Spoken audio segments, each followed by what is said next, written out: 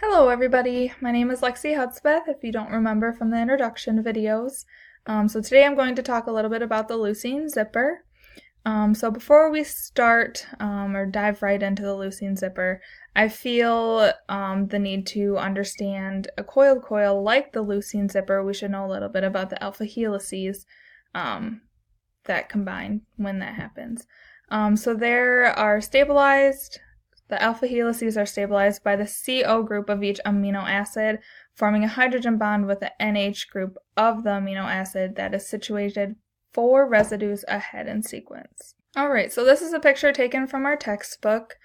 Here, this shows the carbon chain, which forms an alpha helices, and the green here is our side chains.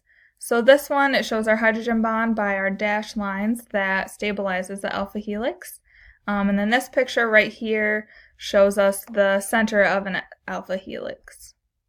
So this picture here is also from our textbook. This one here just shows our CO bonds combining with our NH groups here to form that strong hydrogen bond that does stabilize the alpha helix. So essentially all alpha helices found in proteins are right-handed. This is favorable because it does help reduce the steric clashes between the side chains and the backbone. So when 2 of these right-handed helices come together, they actually form a left-handed superhelix, which is known as our coiled coil. So this here is a picture, also from our book, of a coiled coil. Alright, so these coiled coils stay linked together by numerous things, so disulfide bonds, ionic bonds, hydrophobic bonds, and or interaction with hydrogen bonding.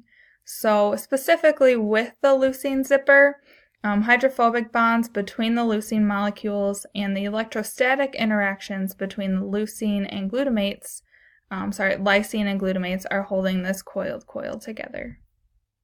So a residue that I believe could effectively replace leucine and hold the stability of the core of the coiled coil or the leucine zipper is methionine. So methionine is hydrophobic as is leucine, helping to hold the hydrophobic core together and keep that solid.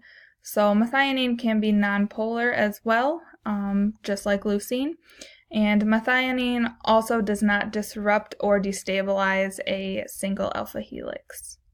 So an amino acid that I chose that would destabilize the core of the leucine zipper is serine. So serine is hydrophilic, meaning it would rather be surrounded by an aqueous solution rather than being in a hydrophobic center of the leucine zipper. Serine also disrupts an alpha helix because its side chain contains an H bond or acceptors in close proximity to the main chain, causing competition for the main chain NH and CO groups. So a different amino acid pair that I chose to replace the lysine and glutamate in the leucine zipper, I chose histidine and aspartate.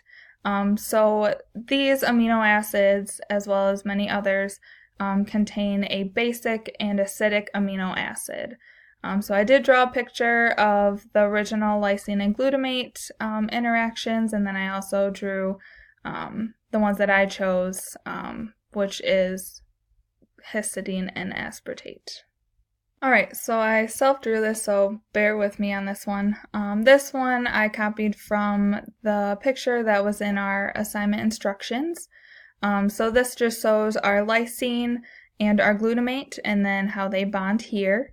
And then for the 2 that I chose, so histidine and aspartate, these ones, it just also indicates where our hydrogen and oxygens meet to combine these 2 in our leucine zipper.